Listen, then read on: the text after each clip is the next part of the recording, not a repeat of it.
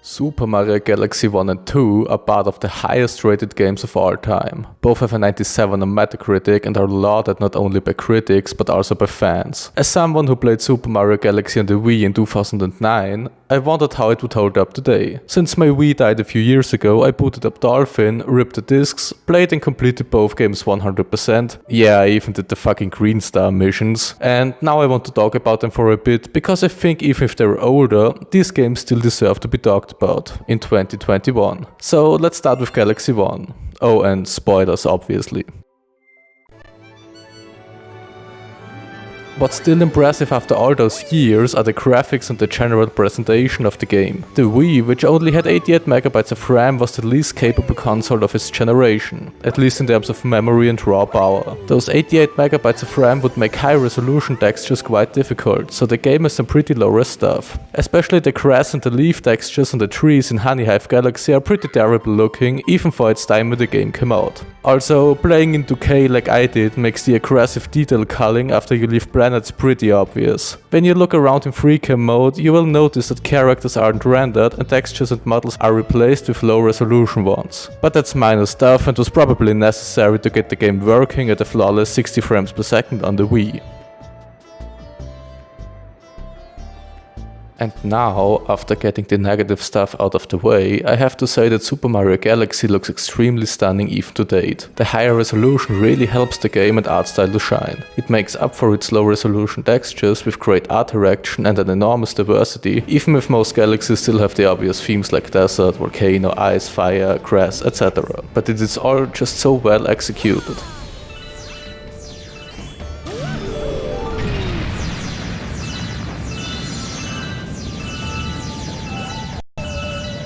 On Dolphin Emulator you even have access to texture packs which upgrade the low-res textures with sharper versions or replace them with better looking alternatives. The glorious design of the graphics is accompanied by an incredible orchestrated soundtrack, and 50-man strong orchestra was responsible for most of the music, marking the first time Nintendo used orchestral music in its mainline Mario games. Some tracks are remixes from Mario 64 or Mario Brothers from the NES, and while they obviously can't compare to the orchestrated tracks, they still have memorable tunes and you'll instantly recognize them when they're used.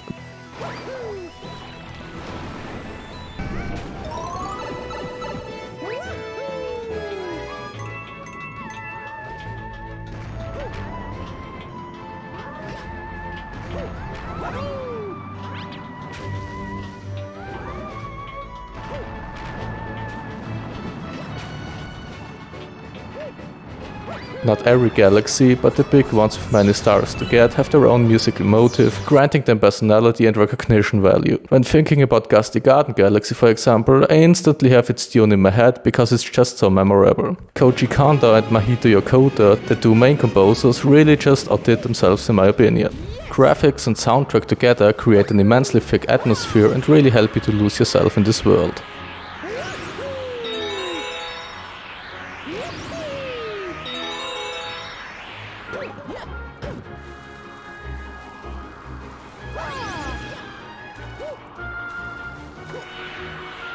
Another thing that's pulling you in is the story.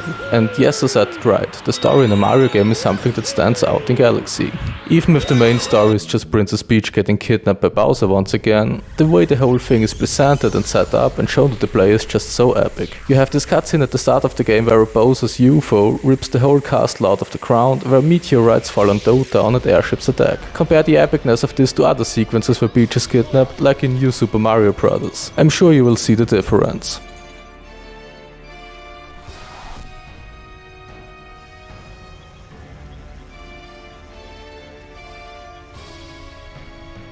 So we have our main antagonist and conflict set up, and a bit of exposition, and now the game introduces us to the Lumos and their foster mother Rosalina. This marks the first time Rosalina has appeared in a Nintendo game. She is basically the only character in the Mario universe who has a tragic backstory that is told through a picture book in the game. It really gives this character a reason to exist and meaning to the way she acts, although her actions are pretty limited, obviously. One complaint I have here is that although Rosalina is a well-written character with a heart-wrenching heart-wrenching backstory, all other characters are still one-dimensional plot devices. It's okay because it's still a Mario game, but Rosalina shows that more would be possible if people cared. And for players who do not want story in their Mario games, it is entirely optional. But there is little to discredit here, because every other Mario game falls flat in the story department compared to Galaxy 1. Yes, even its successor.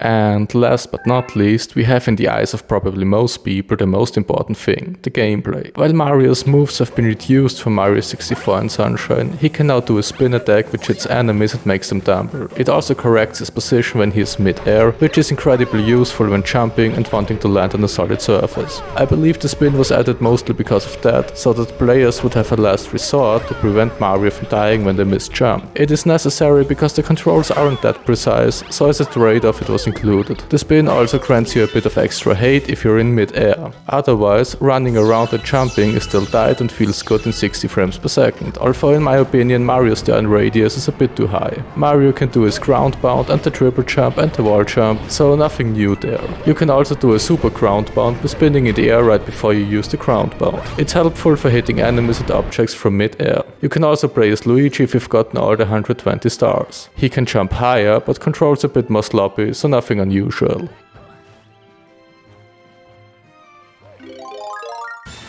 There are several power-ups like the often used Fire Flower or the Ice Flower, but also new ones like the Bee Mushroom, the Poo Mushroom or a Flying Star, which is way too underused since you can only use it on the Comet Observatory and not in any actual course. Seriously, I don't even know where they put this thing in. Flying feels pretty good, so if you already have it, why not use it in meaningful ways in one or two galaxies? It's just Nintendo logic. One big problem of the game is the camera. Compared to Mario Sunshine, where you could control the camera basically completely, in Galaxy you can only use the D-pad to move it slightly to the left or the right, but only when the game allows you to, which doesn't happen too often, and of course not when you would actually need it. The camera is set back to Mario 64, which had similar problems. Nothing game breaking, but damn Nintendo, why can't we position the camera the way we want?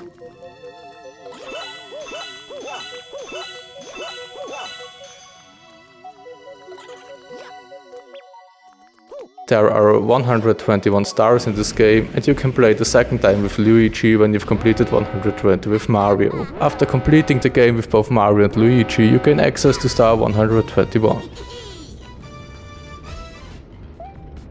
While Mario Galaxy is not a particularly challenging game, it has its difficult and tricky stars. Especially the Purple Coin Combat challenges in Battle Rock Galaxy and Dreadnought Galaxy can be exhausting because one mistake causes your death.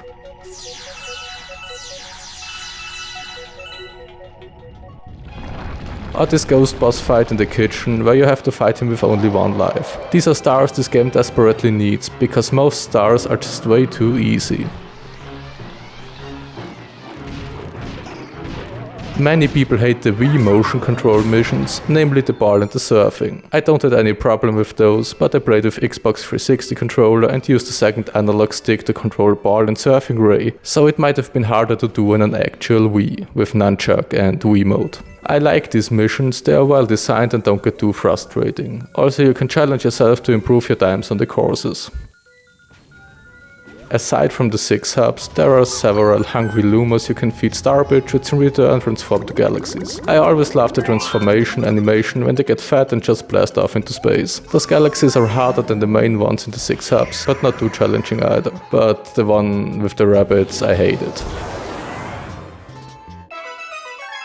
To start with the first hub/observatory, we have 2 big galaxies here. Good Egg and Honey Hive. The other ones are the easy introduction galaxy for the surfing, the boss fight against Mega Lag, and a forgettable galaxy in which you have to step on floor tiles. Good Egg is a nice introduction to the entire game. The first star mission, much like Mario 64, introduces you to its mechanics. If you're an experienced player, for example, you can get up to the house with a triple jump, a wall jump and a spin attack mid-air instead of using the pipe on the other side of the planet's sphere. The boss fight here is against Dino Piranha, which is quite easy since it's the first boss. I like how Nintendo teaches you without a written or shown tutorial how to defeat it, since it won't attack you and just aimlessly wander around until you hit the correct spot. Another star mission as you fight King Caliente as the second boss, and he should also pose no real threat to the player. Pretty easy boss, I like the design and shimmer of his lava pool. Honey Hive has a big starting area with lots of things to discover. You are introduced to the bee mushroom here and you can fly around with it. Sticky honeycomb slows you down and you can't touch water with Bee Mario. I always liked the design of the queen bee, especially her fur. Since the Wii's GPU did not support pixel shaders, the fur effect has several textures layered over each other, so the illusion of fur is created. Shadow of the Colossus on the PS2 used a similar technique, for example.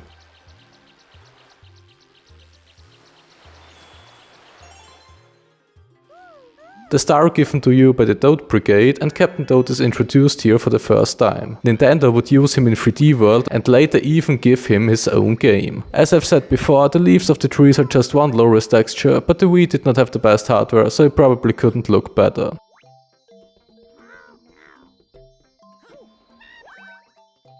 Boss fights are against the giant flying bug you have to ground pound on. Using the super ground pound, this is an easy fight. After the tutorial galaxies, the ones that stand out most to me are the ones in the garden, which is the last hub area you get access to. Lava worlds are always a sight to behold, but this one has so many epic set pieces I can't even begin to start. Oh, and did you know that you can go into the volcano? Completely optional, but a nice drawback to Mario 64. The Lava Dino Piranha boss fight is also harder since you have to wait for him to cool down, otherwise Mario gets his ass burned. While I don't want to cover every galaxy in detail, I just want to point out a few that stand out to me. But I can surely say that there is no single bad galaxy in this game, aside from the one with the stupid snow rapids maybe.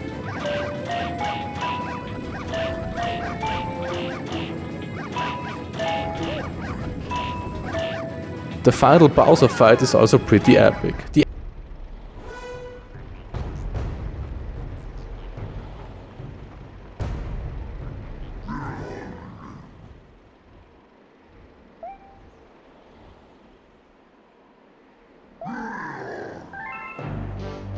ending cinematic is bittersweet, although I don't like the trope by the reset of the universe to the status quo. At least the characters remember their adventure and journey, which is made clear by Mario shouting his famous last sentence. Welcome! Welcome, new galaxy!